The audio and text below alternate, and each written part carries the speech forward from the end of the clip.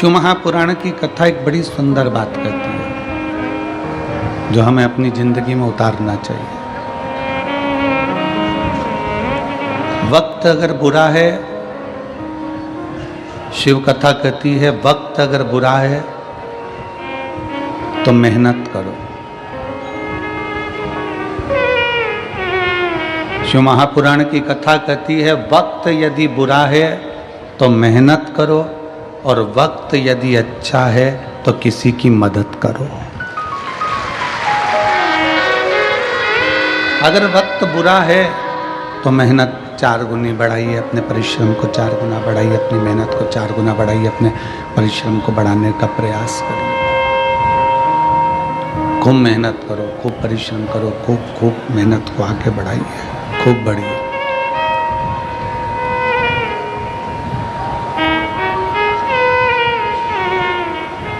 मेहनत करने से थोड़ा वक्त, बेकार वक्त हमारा टल जाता है, बेकार वक्त हमारा निकल जाता है, बेकार वक्त हमारा समाप्त हो जाता है। वक्त बुरा है, मेहनत करिए, और अगर वक्त अच्छा है तो किसी ना किसी की मदद करने का प्रयास करो। किसी भूखे को भोजन, प्यासे को पानी, किसी बीमार की औषधि आदि का कार्य करने का प्रयास करिए। किसी भूखे को भोजन, प्यासे को पानी पिलवाइए, किसी की औषधि दिलाने का कार्य करिए, किसी के काम आने का प्रयास करिए। प्रयास करो कि किसी के आप काम आ जाए।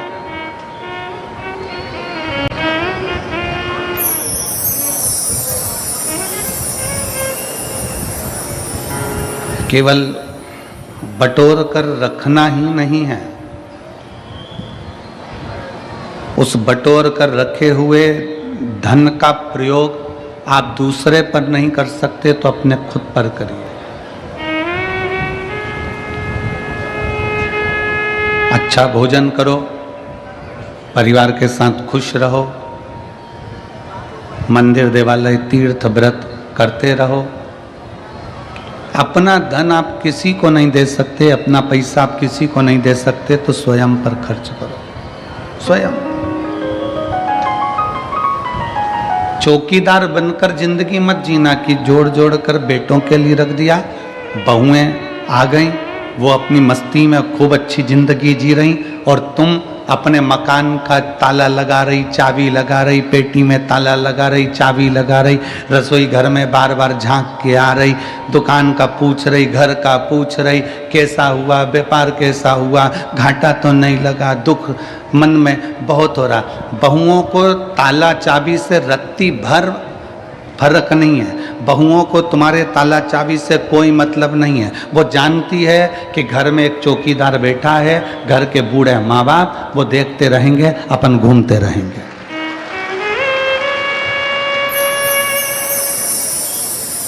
अपनी चौकीदार की ड्यूटी को त्यागो।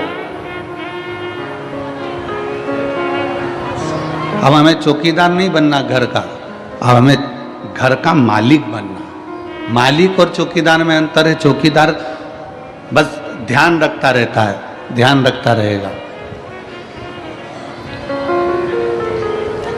पूरा समय उसने इसी में निकाल दिया, ध्यान रख रख कर। मैंने तो अपने बच्चों के लिए जोड़ा, मैंने तो अपनी बहू के लिए जोड़ा, मैंने तो अपने पोते के लिए जोड़ा, मैंने तो अपने नाती के लिए जोड़ा, मैंने तो अपनी बेटी के लिए जोड़ा, मैंने तो अपने बेटे के लिए जोड़ा, जमाई के लिए जोड़ा, इसके लिए जोड़ा, उसके लिए जोड़ा। पूरा समय हमने इससे ही निकाल दिया।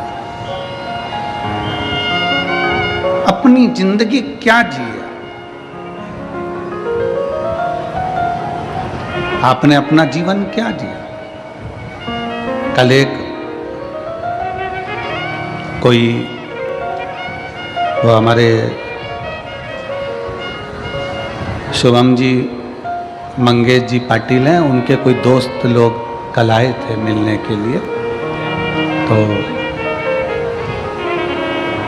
होटल है उनकी, होटल का काम है, और कल आप ही आए थे, तो कल मिलने के लिए आए थे।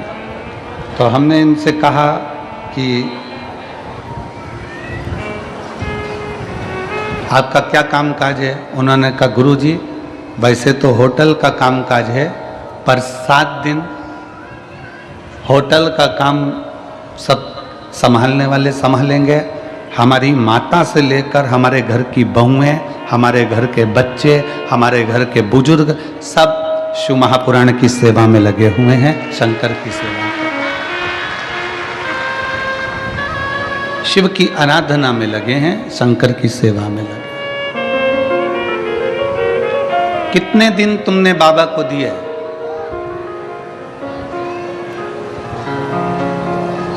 कितने दिन दिए बाबा को शिव महापुराण के? जम के बोलो 7 दिन।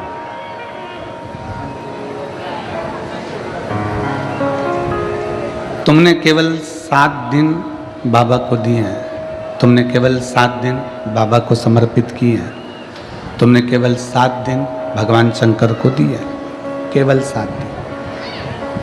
और ये 7 दिन जो तुमने भगवान शिव को प्रदान करे हैं, ये 7 दिन जो तुमने भगवान शंकर को दिए हैं, ये 7 दिन तुमने जो परमात्मा को दिए, वो परमात्मा ने लेकर तुमको कितना चौगुना कर कर, 1000 गुना कर कर, लाख गुना कर कर जो दिया है, वो आप खुद समझेंगे कि बाबा ने क्या प्रदान किया, शिव ने क्या दिया।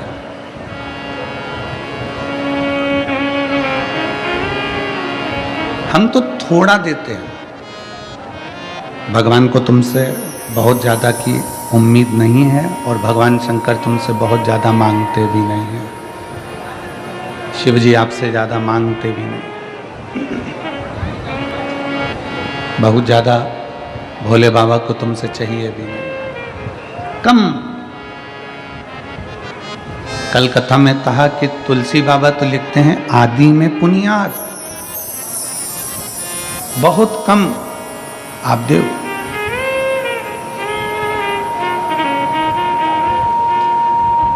और जो आपने बहुत कम दिया है, बहुत कम प्रदान किया है, उसमें भी बाबा खुश है। एक बड़ा भगोना भरकर सब्जी बनाओ, एक बहुत बड़ा भगोना भरकर सब्जी तैयार करिए, उसमें जीरा कितना डालते हो? भगोना भर के? जम के तो बोलो नहीं। कितना? भगोना भर के सब्जी है तो इतना जीरा डाल दो। राई कितनी डालते हो? थोड़ी राई डालते। भगोना भर के सब्जी है, राई जीरा इतना सा डालो। नमक 1 बाल्टी नहीं। कितना डाला? थोड़ा सा नमक।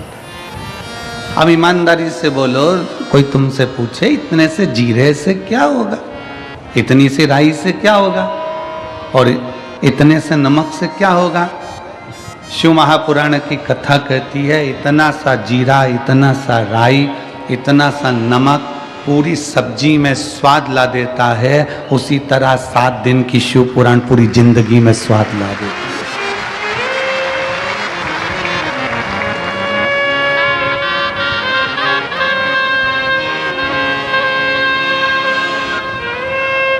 सात दिन की ये शिव महापुराण की कथा हमारे जीवन में स्वाद उत्पन्न कर देती है, खुशियां उत्पन्न कर देती है, प्रसन्नता उत्पन्न कर देती है। यहाँ नांदेड़ वाले डॉक्टर साहब जिन्होंने नांदेड़ में कथा करवाई थी वो बैठे हैं। हम आशीष से बोल रहे थे कि प्रथम ऐसे यजमान हैं जो जहाँ जहाँ कथा होती है लगभग नज़दीक में, तो वहाँ बाबा की 1 दिन की कथा सुनने के लिए जरूर आते हैं। और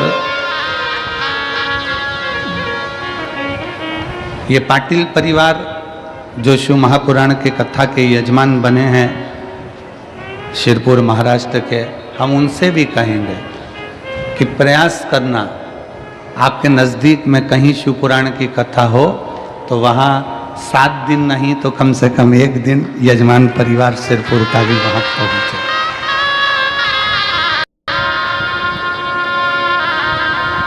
आप बाबा के परिवार के सदस्य हो, केवल यजमान नहीं हो, कुबेर भंडारी के परिवार के सदस्य हो। तो बाबा के परिवार के सदस्य हो, इसलिए प्रत्येक कथा में एक दिन, आधा दिन, 15 मिनट, 20 मिनट, 25 मिनट, जैसा समय मिले वैसे जाना चाहिए। कथा सुनो,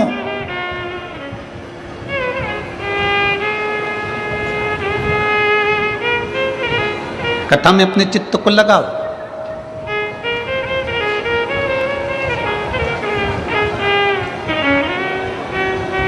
जितनी सेवा बन सकती है शिव महापुराण के अंतर्गत उतनी सेवा करो। तुमको जो भगवान ने दिया है उसमें से थोड़ा ना थोड़ा भगवान शंकर की कथा में, भक्ति में समर्पित करो। जैसे सिरपुर महाराष्ट्र का सेन समाज, नाई समाज, जिसने निशुल्क दाढ़ी कटिंग की दुकान लगा कर रखी है और सबकी दाढ़ी कटिंग निशुल्क कर रहा है। सेन समाज, नाविक समाज,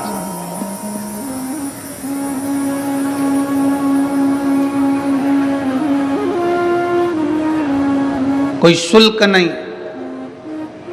एक सेन समाज के व्यक्ति से, एक नाविक समाज के व्यक्ति से पूछा कि भाई तुम यहाँ सबकी दाढ़ी बना रहे हो और इतनी सारी लगभग 15-20 तुमने कुर्सियाँ लगा रखी है, सब सेवा में लगे हो, तो उनका उत्साह, उनके चेहरे की प्रसन्नता कह रही थी कि गुरुदेव, हम किसी मनुष्य की दाढ़ी नहीं बना रहे हैं, हम तो भोलेनाथ जी यहाँ आए हैं उनकी बना रहे हैं, उनकी बना।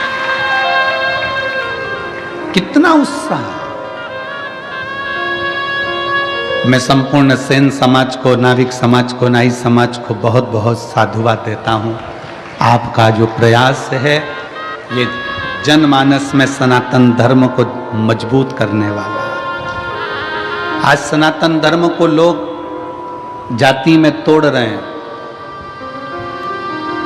आज सनातन धर्म को, हिंदू धर्म को लोग जातियों में तोड़ने का प्रयास कर रहे हैं कि ये ब्राह्मण है, ये क्षत्रिय है, ये वैश्य है, ये शूद्र है, सबको बांटा जा रहा है। पर मैं यहाँ के सेन समाज को, नाविक समाज को धन्यवाद देता हूँ कि आप सनातन धर्म को बहुत मजबूत करने का प्रयास कर रहे हो।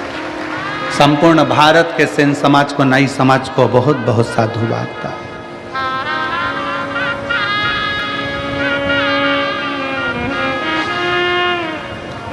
आपकी जागरूकता होना चाहिए। वो कहते हैं ये मंदिर हमारा नहीं है, वो कहते हैं वो मंदिर हमारा नहीं, वो कहते हैं भगवान हमारे नहीं, वो कहते हैं ये हमारा नहीं, वो कहते हैं वो हमारा नहीं।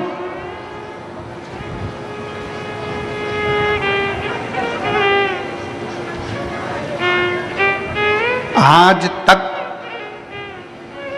लोग केवल जातियों में बांटते रहे और कहते रहे कि हम ऊंचे, वो नीचा, वो बराबर, वो ऊंचा। आज तक किसी ने ये नहीं कहा कि 100 का नोट ब्राह्मण का है कि क्षत्रिय का है कि शूद्र का है कि वैश्य का है। वो 100 रुपये अगर शमशान में भी मिले हैं ना, तो भी वो बनिया की दुकान पर चल जाते हैं, और बनिया की दुकान का भी 100 का नोट है तो शमशान में चल जाता है। वो 100 का नोट, उसमें कहीं पर भी ऐसा नहीं दिखा कि कहीं छुआछूत हो। उस 100 के नोट में कहीं ये देखा जाए कि ये हमारा जाति का नहीं है, ये हमारी समाज का नहीं है, ये अन्य धर्म का है या अन्य समाज का है, ये 100 के नोट में नहीं देखा।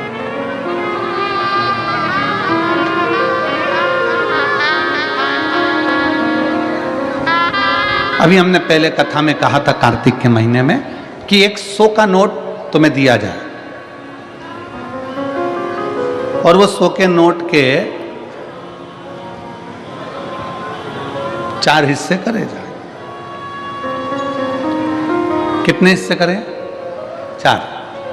ठीक है, चला दोगे तुम 100 के नोट के 4 हिस्से? हम 100 का नोट लें और उसको फाड़ें और उसके 4 हिस्से कर दें और कह दें एक ब्राह्मण चलाए, एक क्षत्रिय चलाए, एक वैश्य चलाए, एक शूद्र चलाए। है किसी की हिम्मत जो 100 के नोट के 4 हिस्से कर दिए जाएं और अलग अलग जाकर चला के बता दो? कोई चलाएगा? जम के बोलो नहीं। वही 100 के नोट के चारों हिस्से सेलो टेप से जोड़ दिए जाएं, एक कर दिए जाएं, तो मार्केट में चल जाएगा। उसी तरह हम ब्राह्मण क्षत्रिय वैश्य शूद्र जब एक हो जाएं तो फिर सारी दुनिया में चल सकते हैं। दुनिया तोड़कर अलग कर रही है, हम जुड़कर एक हो।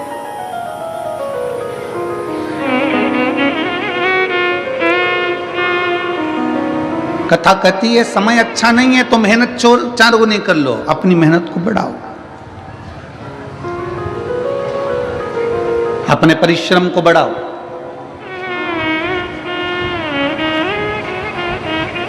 हमें याद है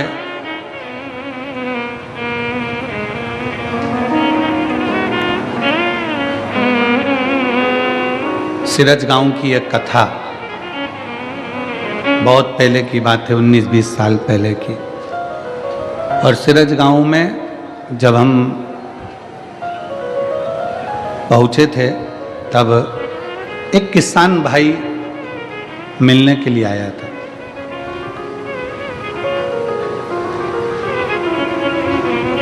और वो कपास की खेती करता था, उसको खेती को वहाँ पर कहते थे पीक लेना। अब इधर क्या बोलते हैं हमको स्मरण नहीं है, वहाँ सिरज गांव साइड में बोलते हैं हमारी में इतनी पीक हुई, इतनी मतलब इतनी खेती, पीक बोलते हैं। तो उस समय की बात है 19-20 साल पहले की। क्या हमारी ये पीक ऐसी हुई, वो पीक ऐसी हुई। तो वो व्यक्ति आकर बोला, गुरुजी मैं जितनी भी पीक लेता हूँ, मैं जितनी भी फसल लेता हूँ, मेरी फसल अच्छी आती नहीं है और मैं घाटे में जाता जा रहा हूँ, मैं डूबता चले जा रहा हूँ, मेरी फसल ठीक नहीं आ रही, मैं डूबता जा रहा हूँ, मैं घाटे में जाता जा रहा हूँ। हमने कहा क्या करते हो? गुरुजी मैं खुद तो फसल नहीं लेता, मैंने बटाई पर दे दी। बटाई पर मतलब मेहनत उसकी, आधा सामान उसका, आधा सामान हमारा। हमने कहा ठीक है, क्या चाहते हो? कहा गुरुजी अब की बार बस ऐसा कर दो कि उसमें अच्छी फसल हो जाए। तो हमने कहा अच्छी फसल हो जाए तो फिर एक काम करो, ये आधा आधा बंद करो, खुद बेलपत्री शंकर पर चढ़ी हुई लेना, शिव जी का चढ़ा जल लेना, पूरी खेती में जब बीज बोने के लिए जाए तब उस जल को छीट कर बाबा का नाम लेकर श्री शिवाय नमस्तुभ्यम बोलकर बो देना। अब उसने फसल लगाई, जो पीक आई, और पीक आने के बाद वो सीहोर गया और वहाँ जाकर बोला बाबा जी बड़ी कृपा करिए, अब की बार तो बाबा ने ऐसा कर दिया कि मुझे पूरा कर्जा चुकवा दिया, मेरा पूरा कर्जा चुक गया। हमने कहा कर्जा बाबा ने नहीं चुकाया, तू बटाई में ले रहा था, तुझे मालूम ही नहीं पड़ रहा था कितना आ रहा है, कितना जा रहा है, क्या कर रहा है, कितना जा रहा है। दवाई का पैसा ले लिया, खाद का पैसा ले लिया, बीज का पैसा ले लिया, सब कुछ पैसा लेने के बाद भी तुझे फसल में कुछ नहीं मिल रहा था। अब तूने जान लिया कि मैं मेहनत करूंगा, मेरी जमीन है, मैं 4 गुना परिश्रम करूंगा, तो बाबा ने तेरे को 8 गुना दिया और तेरा कर्जा भी चुका दिया। तेरी मेहनत, इसमें सियोर वाले बाबा का कुछ नहीं है, इसमें पंडित प्रदीप मिश्रा का कुछ नहीं, तेरी अपनी मेहनत, तेरा अपना परिश्रम। वक्त अच्छा नहीं है, मेहनत करिए, वक्त अच्छा है तो मदद करिए। जब अच्छा समय आ जाए आपका, जब आपका श्रेष्ठ समय आ जाए, श्रेष्ठ समय आपका चल रहा हो, तो प्रयास करो कि हम किसी की मदद कर सकें, हम किसी का सहयोग कर सकें। और मैंने तेरे ही भरोसे बाबा, तेरे ही भरोसे हवा बिच उड़ती जावानी, बाबा डोर में कटनी जावानी, भोले मैं तेरी शंभु, मैं तेरी अपनी मेहनत को बढ़ा।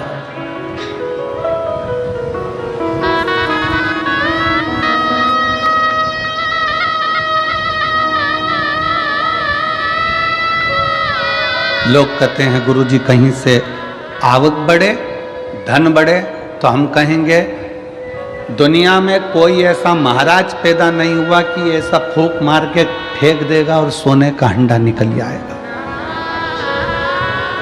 किसी महाराज के चक्कर में मत पड़ना, किसी ऐसे बाबा माबा के चक्कर में मत पड़ना कि ऐसी फूंक मार के फेंक दे और सोने का हंडा निकल जाए। अगर ऐसा हंडा निकले तो हमको भी बताना, हम भी वहीं चले जाएंगे, हम भी चले जाएंगे। इस चक्कर में मत रहो कि तुम्हारा दुख कोई दूसरा काट देगा। इस चक्कर में मत रहो कि तुम्हें करोड़ों का धन कोई लाकर दे देगा, करोड़ों की संपदा तुमको लाकर कोई दे देगा। अपना परिश्रम, अपनी मेहनत अपने को करना है, कोई तुमको धन लाकर नहीं देगा। हमारे एक परिचित हैं इंदौर में, हम उनसे मिलने गए, उनके यहाँ शादी थी उनके लड़के की। तो हमने कहा कैसी रही शादी? कहा गुरुजी बहुत बढ़िया, जोरदार शादी, बहुत शानदार। अच्छा, अरे गुरुजी 1000 प्लेट उठी। अब हमें तो समझ में आया नहीं कि प्लेट उठी का मतलब क्या होता है। तुम जानते हो क्या? अरे बोलो तो जम के, जानते हो? मतलब 1000 प्लेट उठी मतलब 1000 आदमी आया। ठीक है, हाँ ठीक है, धन्यवाद, तुमने हमको समझाया। अरे गुरुजी जिस दिन महिला संगीत था उस दिन 800 प्लेट उठी, और जिस दिन शादी थी उस दिन 1000 प्लेट उठी। हमने कहा क्या बात है साहब, बहुत बढ़िया। हमने कहा क्या जोरदार बात है कि शादी में कितनी प्लेट? जम के बोलो। 1000 प्लेट उठी, और महिला संगीत में 800 प्लेट उठी। हमने उनसे कहा विश्वकर्मा जी, आप कह रहे हो कि शादी में 1000 प्लेट उठी और महिला संगीत में 800 प्लेट उठी, जब बुरा वक्त आए तब ये 1000 और 800 लोगों के हाथ तुम्हारी मदद के लिए उठ जाएं तो समझ लेना कि प्लेट उठी। विश्वकर्मा जी ये 1000 प्लेट उठी, तुम इतने खुश हो रहे हो, 800 प्लेट उठी तुम इतने खुश हो रहे हो, 700 रुपए की प्लेट, 500 रुपए की प्लेट, 400 रुपए की प्लेट, आजकल कैटरिंग का जमाना है तो 500 रुपए की प्लेट, 1000 रुपए की प्लेट, 1000 प्लेट उठी, 1000 लोग खाना खाकर गए, भोजन कर गए। 800 लोगों की प्लेट उठी, 800 लोग भोजन कर गए। प्लेट तो उठी, पर तुमने जो 1000 आदमी को खाना खिलाया, तुमने जो 800 लोगों को प्लेट उठी कर रहे हो, इतने लोगों को खाना खिलाया, जब अपने को जरूरत पड़े, अपनी जब दुख की घड़ी आए, तो ये 1000 और ये 800 के हाथ तुम्हारी मदद के लिए उठते हैं कि नहीं उठते, वो देखना। अब हम आपसे पूछते हैं, जो 1000 प्लेट उठी उसमें से कितने हाथ उठेंगे? उठेंगे क्या? किसी को 10 लाख की जरूरत है तो दे सकोगे? जम के बोलो जरा। 800 प्लेट उठी, जब उसको 5 लाख की जरूरत होगी तो 5 लाख रुपए जिसकी प्लेट उठी थी, इतने लोगों ने उठाई थी, वो 800 में से कोई 5 लाख लाकर देगा? नहीं, आपकी मेहनत आपको स्वयं करना पड़ेगी, आपका परिश्रम आपको स्वयं करना पड़ेगा। इसलिए निवेदन है, व्यर्थ का खर्चा बंद करो। ये 1000 प्लेट और ये 800 प्लेट की जगह कभी बन सके तो किसी गरीब को जाकर भोजन कराकर अपने बच्चों का विवाह करो। ये 800 प्लेट, 1000 प्लेट उठी और मालूम पड़े इतने कर्जे में पड़ गया कि एक दिन खुद ही उठ गया, और वह 800 और 1000 पड़ गए। कितनी खुशी है। पूरे सिरपुर वालों का चेहरा देखकर आज हमको भी प्रसन्नता हो रही है कि हमने हमारे धन का सदुपयोग करा और भंडारा चलाकर भूखों को भोजन कराया।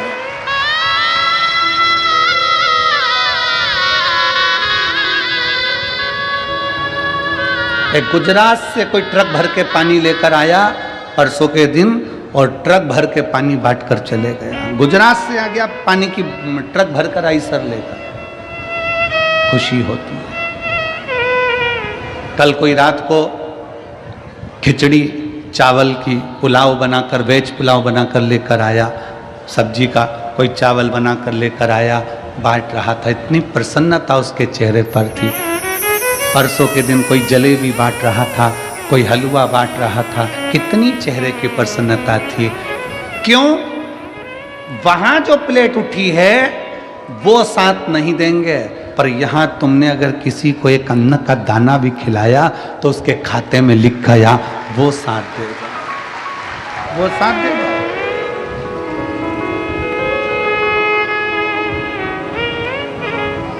कौन आएगा अंत समय में?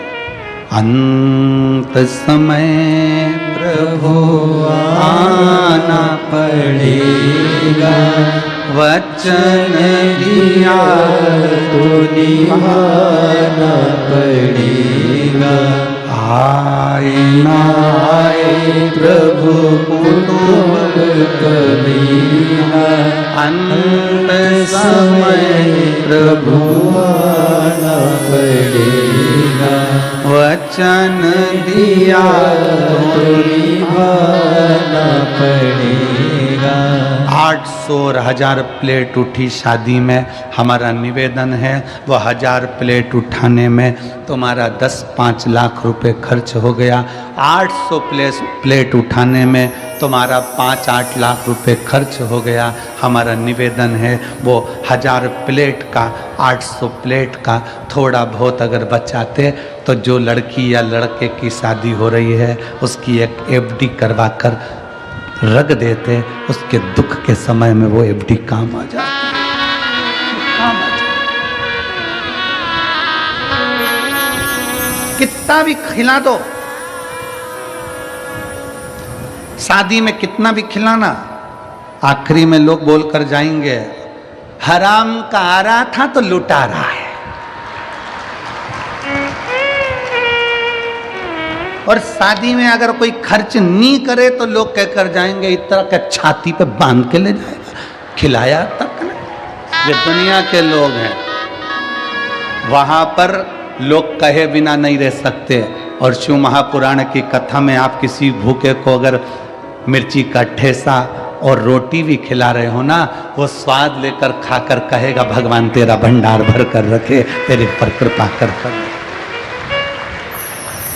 अरे आई, ए आई, बड़ी कृपा कर, मेरा मुंह छुट्टा करा दिया, भगवान तेरे भंडार भर कर रखे, तेरे पर कृपा करके रखे।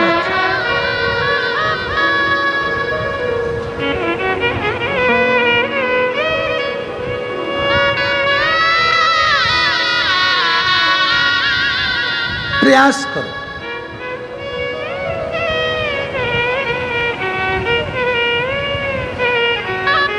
हम बहुत अच्छा किसी को नहीं दे सकते, पर थोड़ा तो अच्छा दे सकते हैं।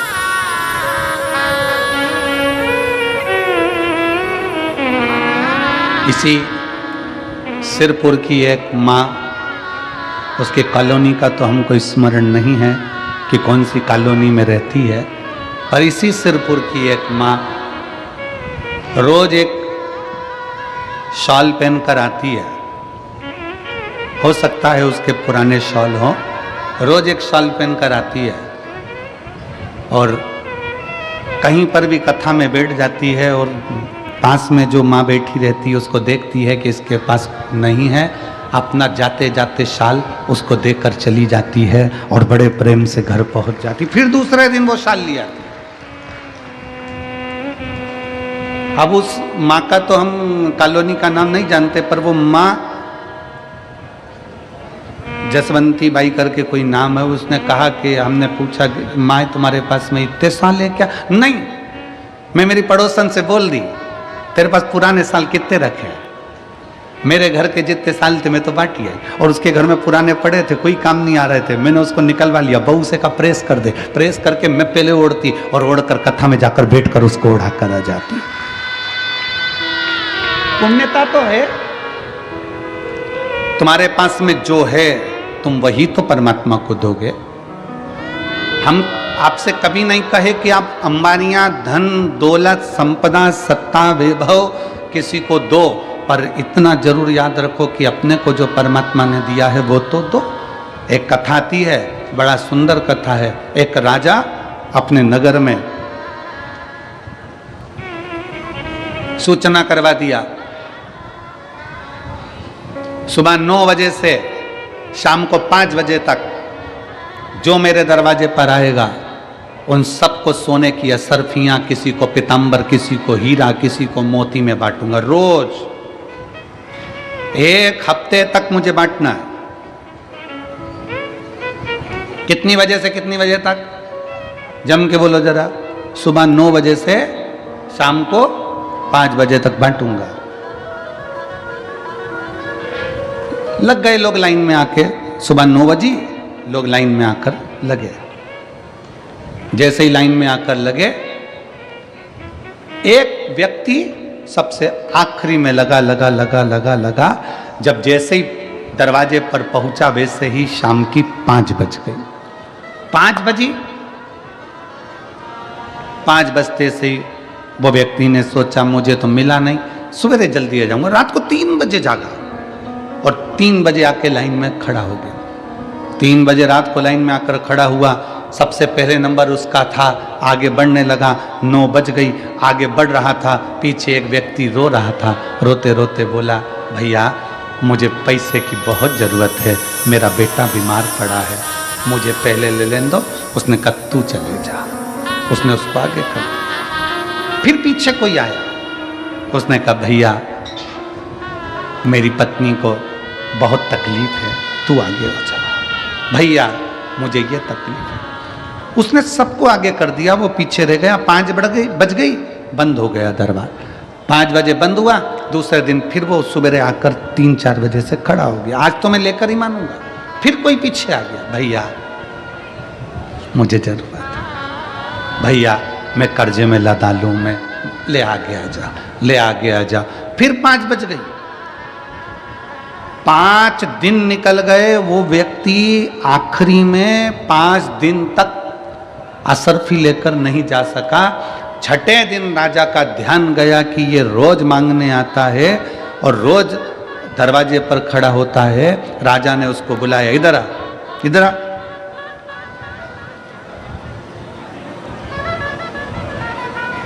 क्या कर रहा है ये तू? तो रोज मांगने आता है? हाँ। अभी तक तुझे मिला नहीं? नहीं। क्या कर रहा है तू? ये कर रहा है जो आप कर रहे हो वो मैं कर रहा हूं। राजा ने कहा मैं तो सोना चांदी हीरा पन्ना बांट रहा हूं, तू मेरी होड़ कर रहा है।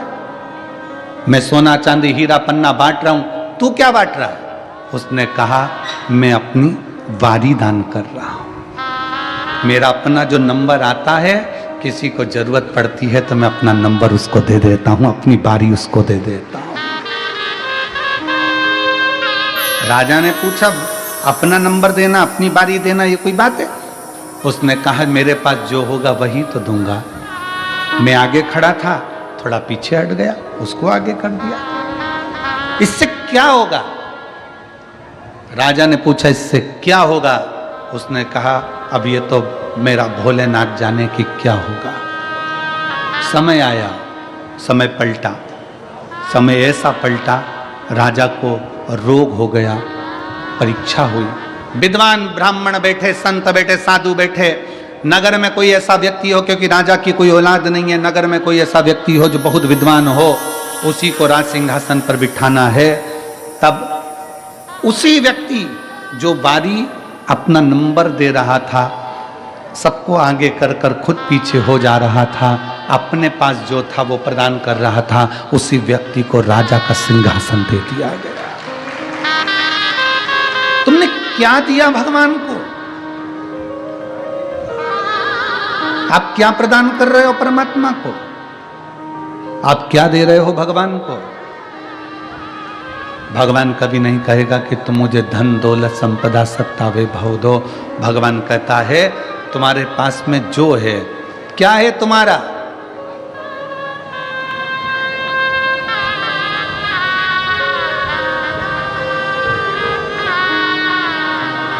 तुम्हारा अपना क्या है?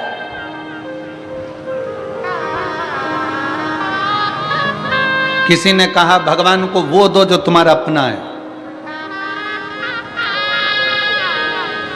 जल तुम्हारा अपना है? जम के बोलो जरा। पैदा हुए थे तो लेकर आए थे ऊपर से। किसी ने कहा बेलपत्र दो, बेलपत्र हमारे पेड़ की है, हमारे वृक्ष की है। तुम्हारी है? बेलपत्र भी तुम्हारी नहीं है, जल भी तुम्हारा नहीं है, जो भोजन का भोग लगा रहे हो वो अन्न भी तुम्हारा नहीं है। भगवान को अगर वस्त्र दिया तो वस्त्र भी तुम्हारा नहीं है। जनेऊ दी, वो जनेऊ भी तुम्हारी नहीं है। अबीर गुलाल चंदन दिया, वो भी तुम्हारा नहीं है। केवल मनुष्य के पास अपना केवल एक दिल है, वो भगवान को दे दो, भगवान तुम्हारा हो जाए। तुम्हारा अपना क्या है? केवल एक दिल, केवल एक मन। पर आज के जमाने में दिल भी ऐसा हो गया जैसे सब्जी की दुकान,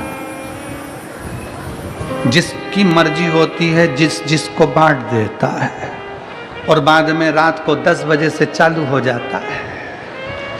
10 बजे से उस पूरे मोबाइल में इतने दिल हैं, और यहाँ तो एक दिल की बात है, और वो दिल भी अगर भोलेनाथ में चला गया तो फिर संसार में नहीं जा पाता है। शिव शंकर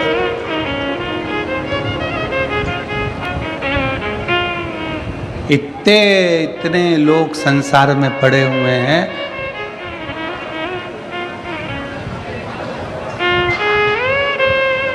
कई लोग कहते हैं गुरुजी हमारे पास रत्ती भर फुर्सत नहीं है, हमारे पास रत्ती भर फुर्सत नहीं है।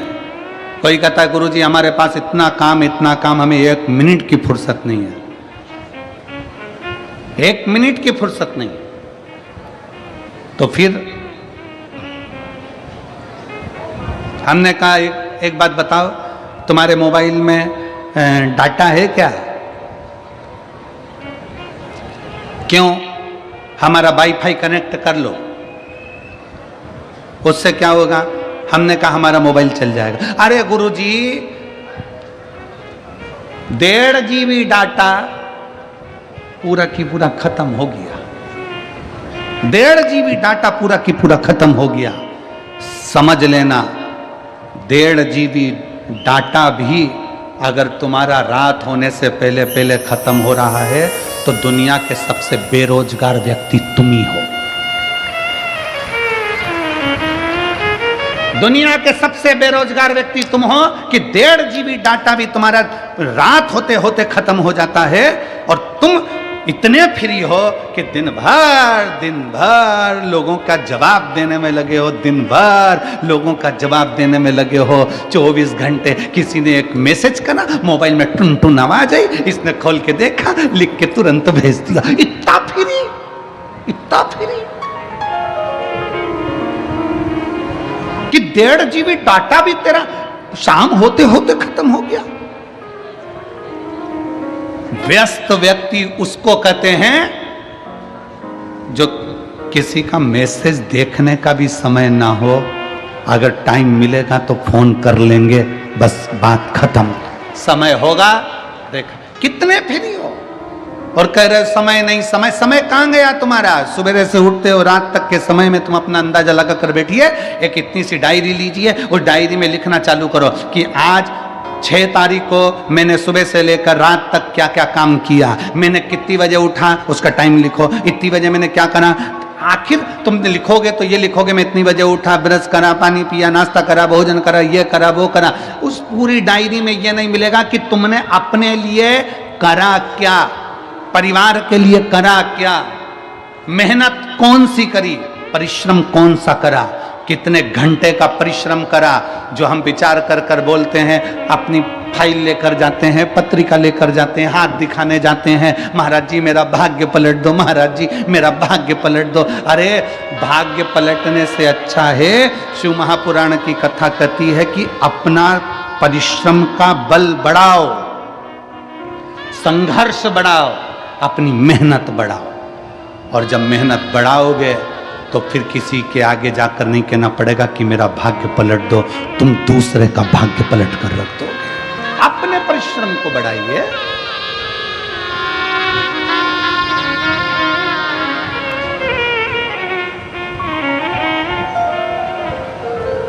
संसार सागर में व्यर्थ पड़े हो, व्यर्थ। पूरी शादी देख लो शंकर भगवान की, शंकर भगवान की शादी में कितनी प्लेट उठी,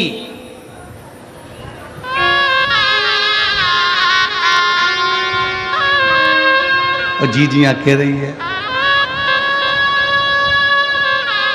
शंकर जी की शादी में कितनी प्लेट उठी,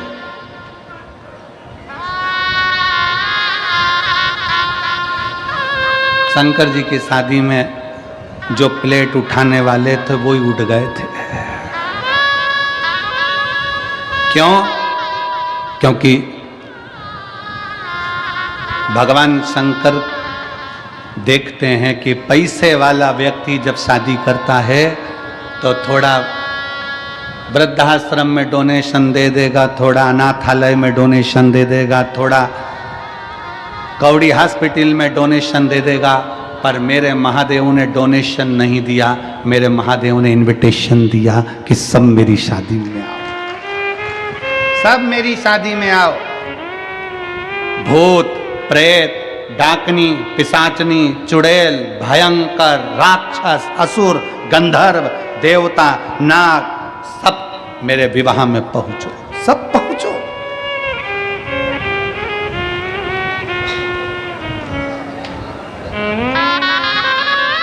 जिसको कोई नहीं बुलाता था, किसी की शादी में सबने देवताओं को बुलाया।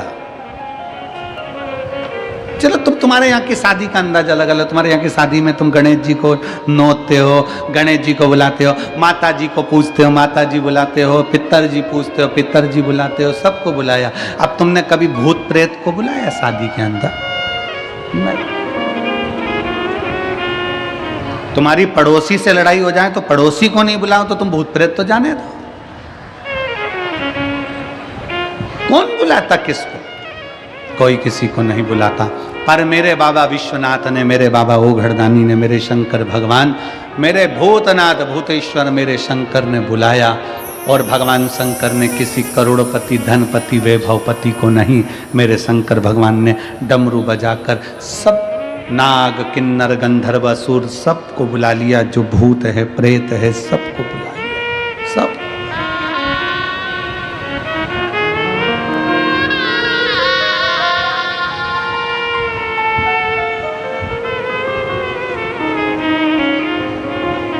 हमसे भी लोग कहते हैं, ए गुरुजी, इतना बड़ा कंठा का पंडाल लगता है, पंडाल भी छोटा पड़ जाता है, लोग धूप में बैठे रहते हैं, चिलचिलाती हुई गर्मी पड़ रही होती है, सब यहाँ वहाँ पूरा प्रांगण तुम्हारा भरा पड़ा रहता है। एक काम करा करो, थोड़ा कथा का एक काम करो, थोड़ा हम कथा करवाएं, मुंबई में हम कथा करवाएं, बेंगलोर में तो एक हॉल में VIP कथा करा देंगे, सब क्रीम लोग आएंगे। तो हमने कहा एक काम करो, क्रीम की लस्सी बना के पी जाओ।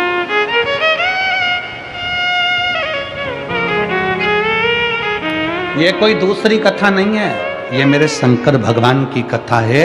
यहाँ तो डाकनी, पिशाचनी, चुड़ैल, भयंकर, भूत, पिशाच, गंधर्व, देवता, पितर, नाग सब आते हैं। शिव की कथा एक ऐसी कथा है जिसमें ये नहीं देखा जाता कि कौन ब्राह्मण, कौन क्षत्रिय, कौन वैश्य, कौन शूद्र। शंकर की कथा में ये नहीं देखा जाता कौन स्वस्थ, कौन बीमार। शंकर की कथा में तो ये देखा जाता है कि शंकर के ऊपर विश्वास कर कर, आश्रित होकर कौन आकर बैठ गया। शंकर भगवान को उसको विदाई में क्या देना है वो शिव जाने। शंकर क्या देंगे, विदाई क्या करेंगे, आप शंकर के घर के विवाह में आए हो, शिव की कथा में आए हो, शंकर भगवान विदाई में क्या देंगे वो शिव ही जान सकते।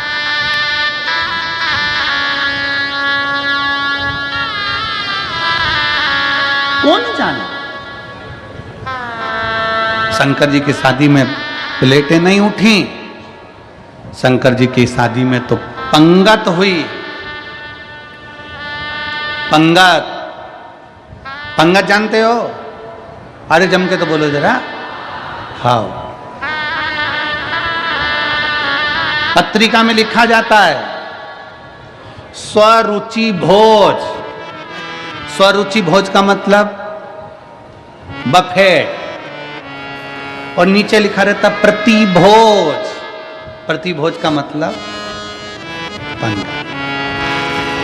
घर के लोग पहले पत्रिका देखते हैं और देख के विचार करते हैं क्या लिखा है, तो क्या सुरुचि भोज, तो वो कहते मैं भी चलूंगी, वो कहते मैं भी चलूंगा। कहीं लिखा होता प्रतिभोज, तो कह देते हैं पापा जी तुम चले जाओ।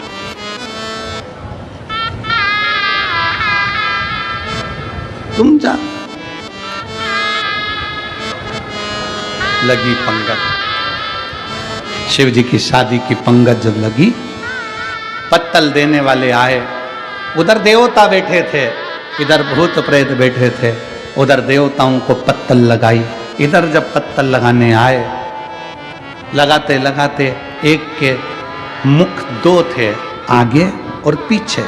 उससे पूछा भैया तू इधर से खाएगा कि उधर से? पत्तल किधर रख? उसने कहा दोनों जगह पत्तल रख। तो आगे भी रखी पीछे भी रखी। और आगे गए, उससे पूछा भैया, उसके 12 मुख थे, उससे पूछा तू कैसे खाएगा? तो के 12 पत्तल रख। उसके लिए 12 पत्तल रखी।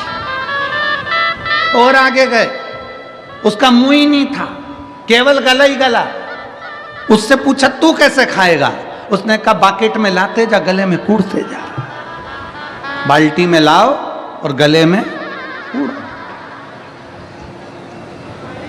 भोजन कैसे कर?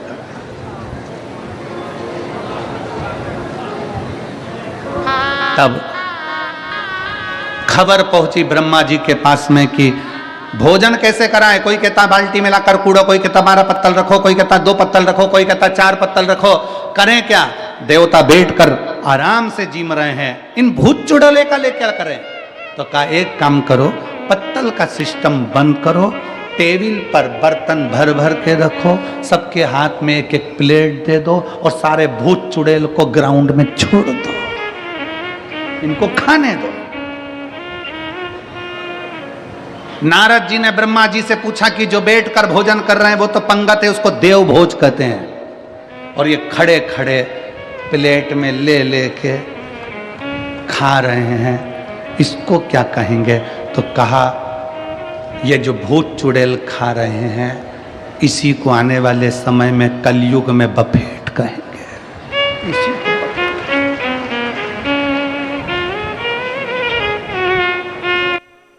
उस समय पर जैसे भूत चुड़ैल खाए थे, आज के समय में भी देश देश देश, तुम समझ सकते? लोग इतनी भयंकर तरीके से खाने में लगे रहते हैं, पल्लू डाल डुला के, पूरी मुंह में लिपस्टिक, आंख नीली, बिंदी पीली, और गुलाब जामुन का साइज बड़ा। और देखे इधर से बच्चे करे मम्मी इतनी बड़ी गुलाब जामुन।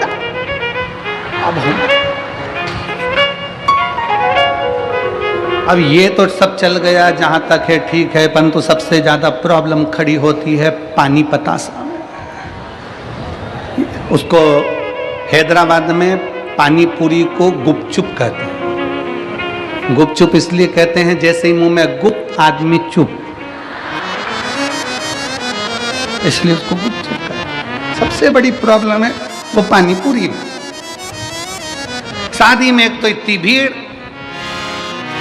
ऊपर से छोटा सा स्टॉल, पानी पूरी देने वाला अकेला व्यक्ति, और सबके दोने इधर कटोरे सबके हाथ में 500 का लिफाफा देने वाले, हीरे की चूड़ी पहने वाले भी भिखारी जैसे दे दे भैया।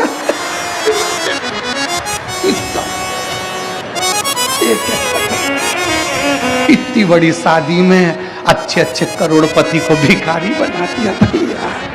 दे दे भाई। पानी पूरी वाला इधर दे भैया, इधर भैया, प्लीज प्लीज। एक पानी पूरी वाला पसीना पसीना हो रहा है, पाँव में खुजाल चल रही क्योंकि रात का समय मच्छर खा गए, मच्छर। और पानी पूरी देना, खुजाल भी चल रही क्योंकि रात को गार्डन में मच्छर था। और इधर से खुजात आ जाए, इधर से पानी हिला के भर के भैया पूरी। और पानी पूरी खा के जो बाहर निकली, पति के साथ मोटरसाइकिल पे बोली, पानी पूरी का स्वाद बहुत जोरदार था, ऐसा स्वाद तो घर नहीं आया क्योंकि घर में मच्छर नहीं खा। और क्या खा, स्वाद है, स्वाद।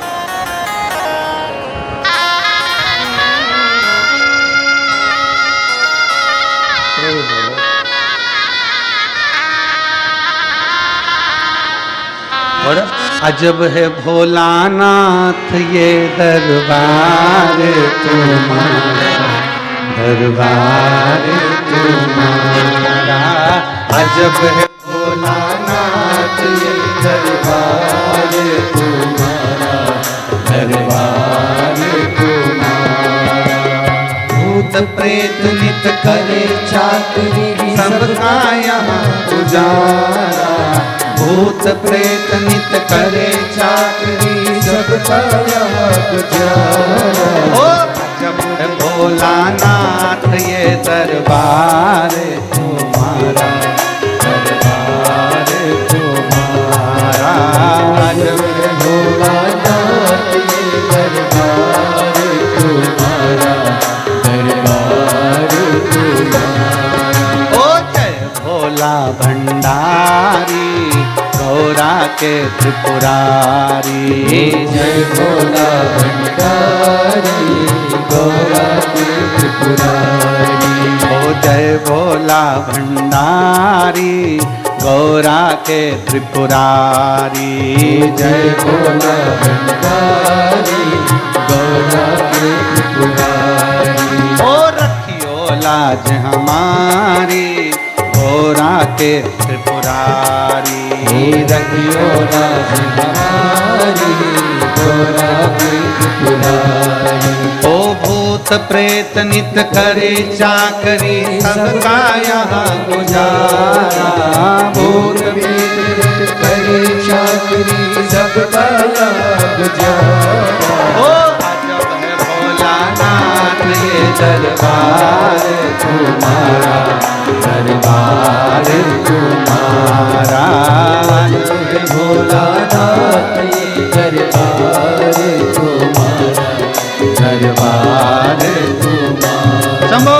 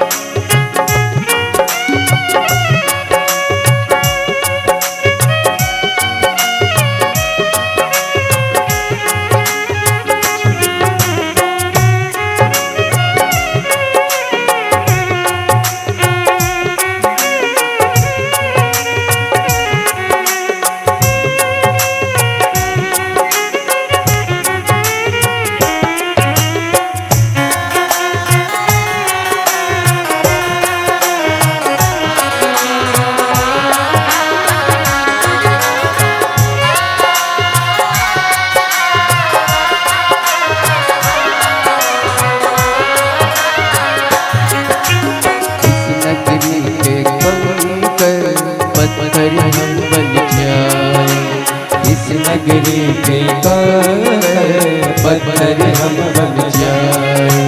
भक्त हमारे ऊपर चढ़कर मंदिर जाए। भक्त हमारे ऊपर चढ़कर मंदिर जाए। ओ इस नगरी के कंकर पत्थर हम बन जाए। इस नगरी के कंकर पत्थर हम बन जाए। भक्त हमारे ऊपर चढ़कर मंदिर जाए। भक्त हमारे ऊपर चढ़कर मंदिर जाए। भक्त जनों के पाँव पड़े तो हो उद्धार हमारा। भक्त जनों के पाँव पड़े तो हो उद्धार हमारा।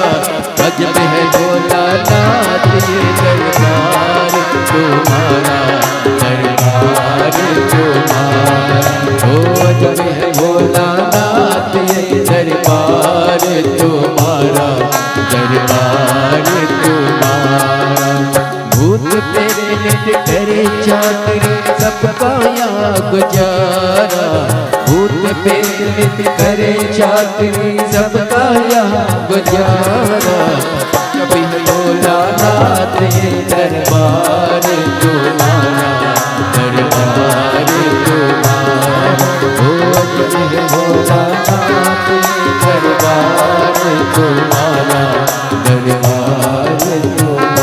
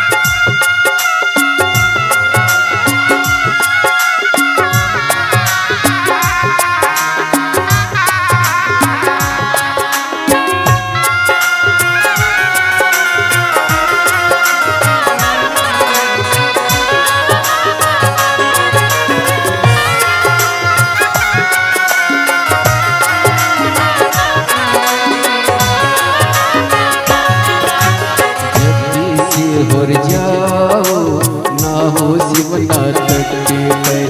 जब भी सिर होर जाओ ना हो शिवनाथ के पर।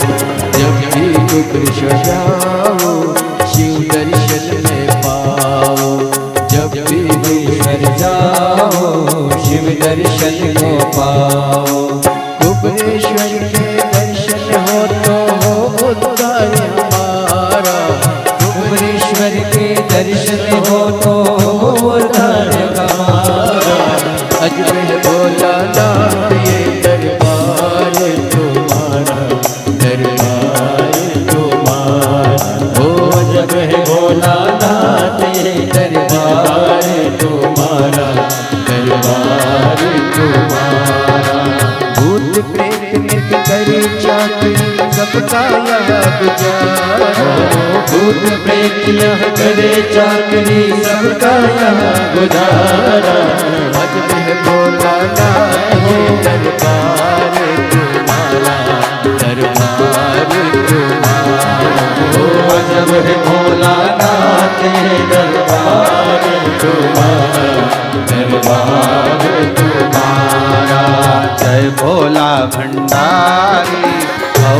के त्रिपुरारी।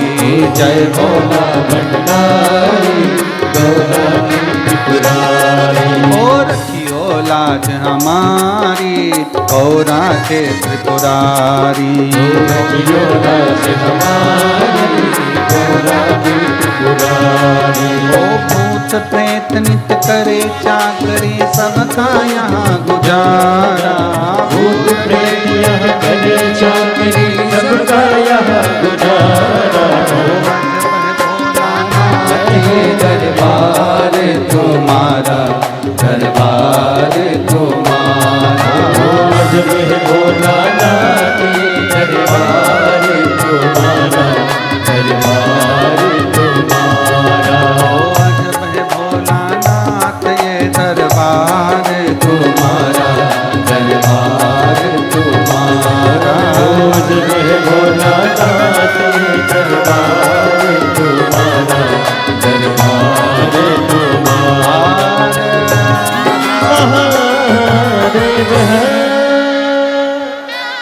अपने स्थान पर बैठकर भगवान देवाधिदेव महादेव से अपने मन की बात बड़े भावों के साथ दिल से प्रार्थना करें। जहाँ जगह मिले वहाँ बैठिए।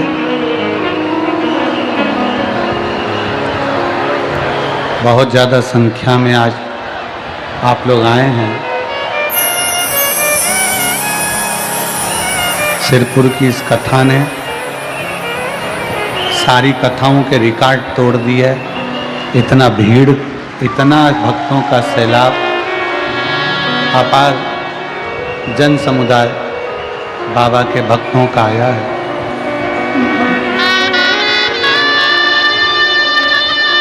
जहाँ जगह मिले वहाँ बैठकर भगवान शिव से अपने मन की बात बड़े भावों के साथ दिल से प्रार्थना करेंगे। सब भावों से बाबा को विनय करेंगे, बोलेंगे।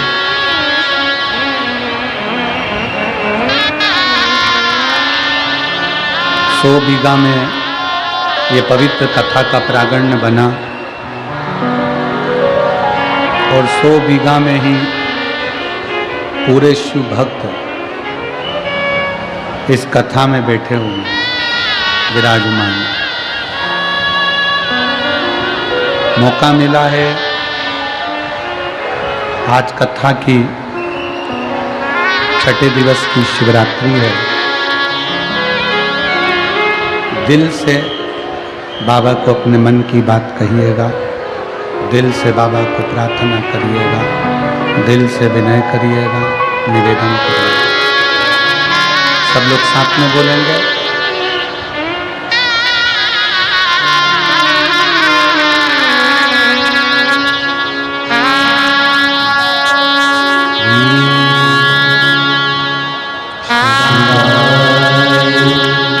नमस्तु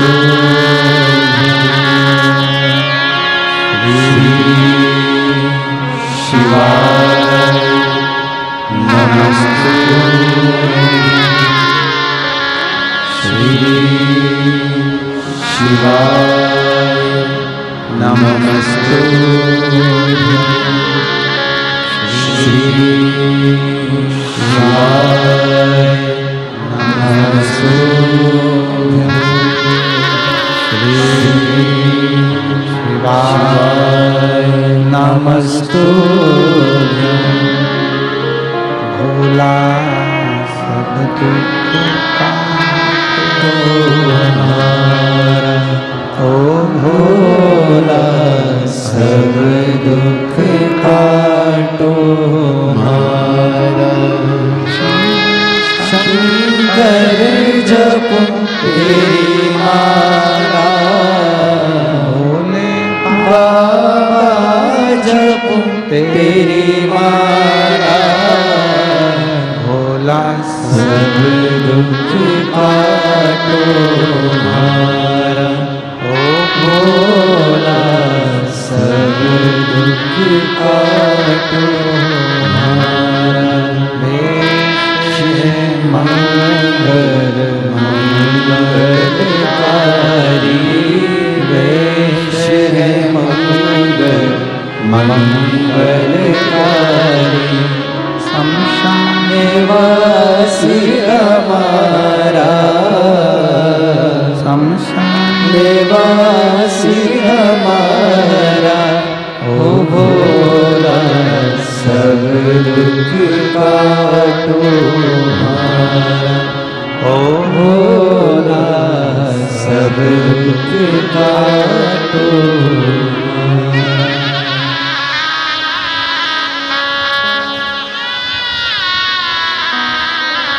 भगवान देवाधिदेव महादेव शिव ओगरदानी शंकर की कथा कर रही है।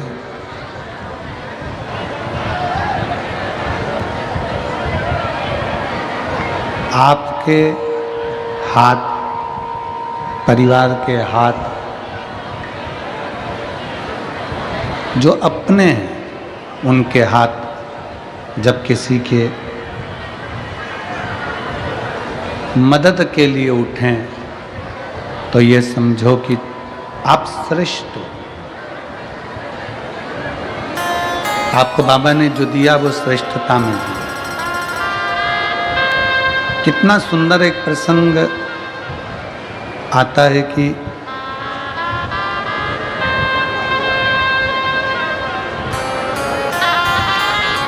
भगवान शंकर शादी करना नहीं चाह रहे थे।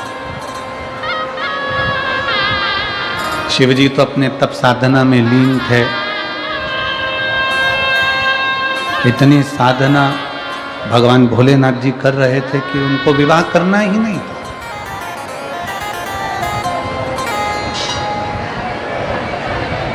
वो विवाह करना ही नहीं चाहते थे। किसके लिए विवाह करा? शिव महापुराण की कथा कहती है केवल देवताओं के हित के, देवहित के, देवताओं के कल्याण के लिए भगवान शंकर ने विवाह किया। देवहित के शंकर भगवान विवाह नहीं करते। सती मैया से इतना दुनिया के लोग कहते हैं इनका प्रेम ज्यादा है, उनका प्रेम जाता है, उनका प्रेम जाता है। पर शिव महापुराण की कथा कहती है कि जितना प्रेम भगवान शंकर ने माता सती से किया, सती जी ने भगवान शिव से किया, पार्वती जी ने शंकर भगवान से करा, शंकर भगवान ने पार्वती जी से करा, ऐसा प्रेम दुनिया में कोई किसी से नहीं कर सकता जो मेरे ओघड़दानी ने करा है, मेरे शिव ने करा।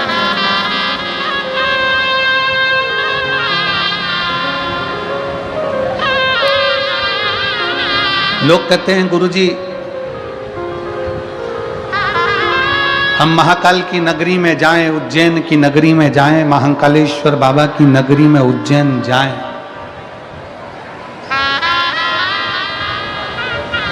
हम महाकाल की नगरी उज्जैन में पहुंचे तो वहां से क्या क्या ला सकते हैं?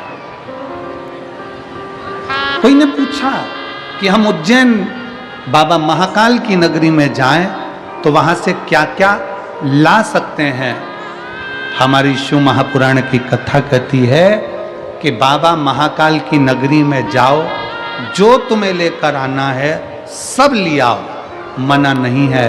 पर एक बार जो मेरे महाकाल बाबा की नगरी में पहुंच जाता है वो अपना दिल वापस लेकर नहीं आ पाता है, दिल वहीं छूट जाता।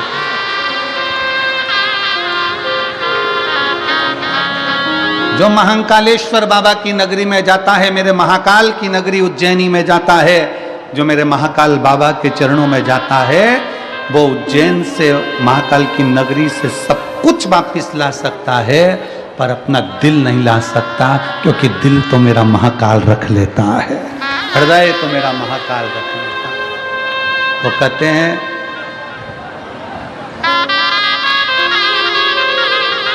कि आगरा के पागल खाने में कोई चला जाए तो ठीक होकर आने की उम्मीद होती है, पर एक बार जो महाकालेश्वर बाबा की मस्ती में, उनकी बस्ती में और उनकी भक्ति में चला जाए तो वापिस आने का दिल ही नहीं करता, दिल ही नहीं करता। काल अधिपति महाकाल है, उसकी मस्ती, उसकी बस्ती और उसकी भक्ति तीनों श्रेष्ठ है, तीनों श्रेष्ठ। महाकाल बाबा की मस्ती भी, बस्ती भी और भक्ति भी तीनों श्रेष्ठ।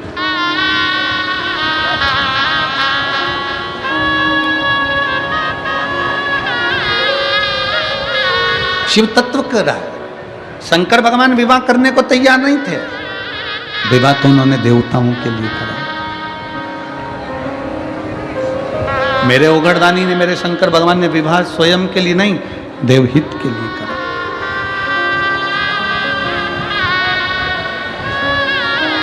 क्यों?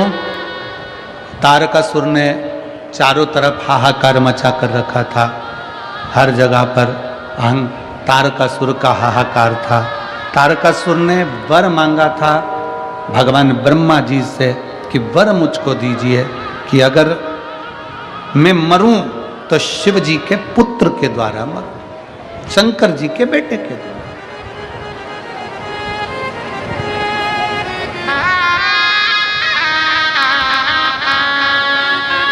एक पत्र है,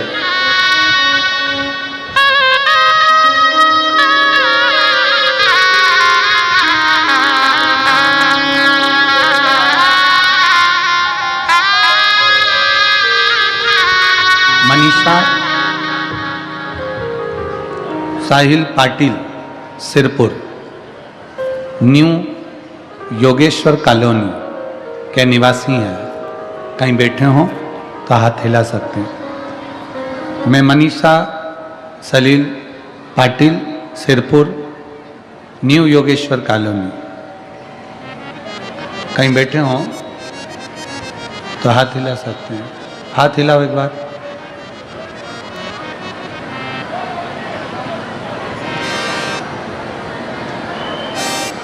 हाँ नहीं रहा। एक बेलपत्र लेने के लिए आ जाओ, जहां बैठे हो आ जाइए। एक बेलपत्र के पेड़ का और एक वृक्ष का और शंकर भगवान की कथा का क्या फल है गुरुदेव?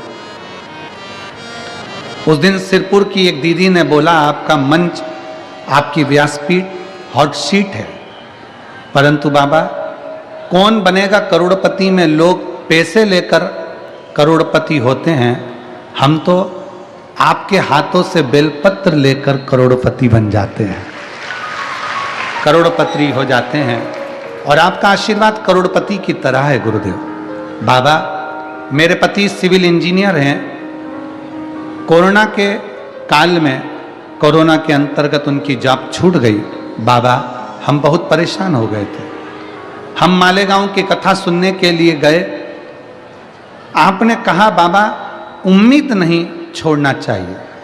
बाबा से कभी उम्मीद मत छोड़ा। बाबा कभी हमें अकेला नहीं छोड़ता, यह आपकी कथा कहती है कि आप उम्मीद मत छोड़ो। भोले बाबा आपको अकेला नहीं छोड़ता, झोली में देता जरूर है। हम मालेगांव की कथा सुनने के लिए सुनने के लिए पहुँचे और वहीं पंडाल में हमने बाबा से मांगा और बाबा से हम मांग कर वापिस अपने घर की ओर आ गए। और घर पर आकर मेरे पति ने कहा कि अब हम उम्मीद नहीं छोड़ेंगे, हम नौकरी नहीं लग रही, अपना खुद का ऑफिस चालू करेंगे। और बाबा से प्रार्थना कर कर हमने खुद का ऑफिस डाल दिया। और ऑफिस डालकर बाबा के मंदिर जाते, एक लोटा जल चढ़ाते, उस जल को लाकर ऑफिस में छींटते, एक बेलपत्री लाकर बाबा की रखते। आज बाबा की कृपा से, पूरे बाबा महाकाल की कृपा से, मेरे कुबरेश्वर भंडारी की कृपा से बाबा ने हमारा हाथ पकड़ लिया और बाबा ने हमको लाखों में करोड़ों में खिला दिया। ये शिव तत्व, एक विश्वास।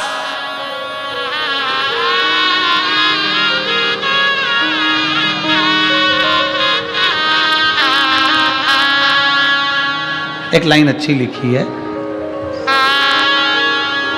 ना कर नसीबों से इतनी शिकायत, ना कर नसीबों से इतनी शिकायत, जब वो राजी होता है तो हर चीज कदमों में डाल ही देता है। जब वो राजी होता है तो हर चीज कदमों में डाल ही देता है। ऐसा मेरा शिव, ऐसा मेरा शंकर कुबेर भंडारी है। एक विश्वास, एक पत्र और है।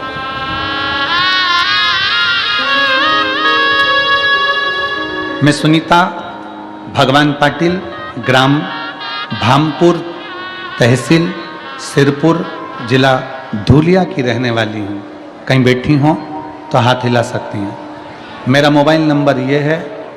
हमारा 4 भाइयों का परिवार है। मेरे सबसे छोटे देवर को 22 साल तक संतान का सुख नहीं है। हमारे देवर के यहाँ पर 22 साल तक संतान नहीं है। हम धूलिया सिरपुर डॉक्टरों को दिखाते रहे, लेकिन सारे प्रयास निष्फल रहे। सारे डॉक्टरों ने कह दिया था कि तुम्हें संतान नहीं होगी। हमारी देवरानी बहुत निराश हो गई, लेकिन हमारे नज़दीकी रिश्तेदारों ने बताया कि तुम भोले बाबा के मंदिर जाओ और 1 लोटा जल चढ़ाओ। 1 लोटा जल सारी समस्या का हल कहा जाना है। और हमने टीवी पर बाबा की कथा सुनी और हमारा पूरा परिवार उसी दिन से बाबा से जुड़ गया। गुरुदेव, मैं और मेरी जेठानी दोनों मालेगांव की कथा सुनने के लिए गए। वहाँ बाबा के चरणों में बैठकर विनती कर कर आ गए और झोली पसार कर बाबा से विनय कर दी और सफ़ेद आंकड़े की जड़ का प्रयोग किया। वो हमने घर आकर किया और पशुपतिनाथ का उपवास करना प्रारंभ किया। फिर गुरुदेव, बाबा का मैं क्या गुणगान करूं बाबा, जो डॉक्टर कह दिए थे कि संतान नहीं होगी, आपके बाबा की कृपा से ऐसी करुणा बाबा ने कर दी कि 22 साल बाद, 23 साल के बाद मेरे बाबा ने 15 अक्टूबर को बाबा की कृपा से संतान की प्राप्ति हो गई। 23 साल के बाद बाबा ने ये संतान दे दी। शिव तत्व है, शंकर हो घड़ी अजब। अगर कहीं बैठे हों, सुनीता भगवान पाटिल, ग्राम भामपुर, तहसील सिरपुर, जिला धूलिया, अगर कहीं बैठे हों तो बेलपत्र लेने के लिए आ सकते। अजब।